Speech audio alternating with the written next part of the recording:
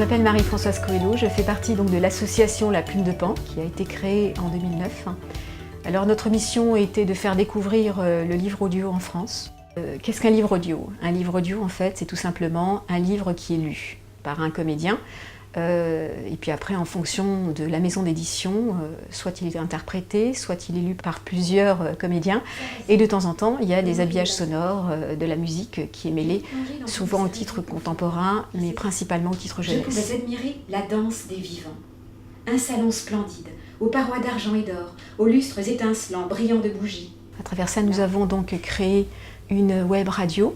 Donc, grâce à la Fondation Batigère. La web radio est un très bon support de communication, puisque aujourd'hui tout le monde a accès à Internet, ou quasiment tout le monde, notamment les personnes âgées, les gens à mobilité réduite, les malvoyants, de par les claviers en braille, etc. À partir de 60 ans, l'acuité visuelle malheureusement baisse, et pour certains, le seul moyen de pouvoir lire un livre, c'est de l'écouter. Batigère nous a permis justement d'accéder à cette forme de lecture. Nous avons eu la chance de pouvoir acheter du matériel pour pouvoir enregistrer donc, nos lectures web pour que ces personnes puissent y accéder facilement à n'importe quelle heure de la journée. Et ce qu'il faut savoir surtout, c'est que c'est gratuit. Aussi, le Centre national du livre est-il fier d'honorer ce soir le travail de rayonnement que mène la Plume du Pan. Depuis 2010, dans cette idée de faire connaître le livre audio à un public plus large, on a décidé de créer plusieurs prix. Un prix des lycéens, un prix du public et un grand prix. Donc chaque année, on a un jury composé d'auteurs, de comédiens, de journalistes. Ce qui est passionnant aussi dans le livre audio, c'est qu'aujourd'hui, on a quand même de grands comédiens qui s'engagent dans la lecture de livres audio.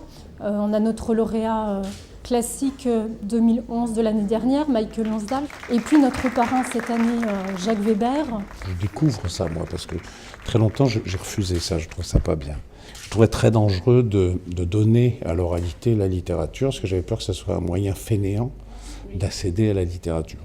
Puis après, je trouve que pour compenser ce danger-là, il y a quand même quelque chose de beaucoup plus fort. C'est que ça, justement, ça donne accès à la littérature à des gens qui n'auraient pas du tout accès. Quand j'étais petit, il fallait absolument qu'on me raconte une histoire avant de dormir. Ah ça, c'était pas question de dormir tant qu'on m'avait pas émerveillé, même je m'endormais au bout de 3-4 pages.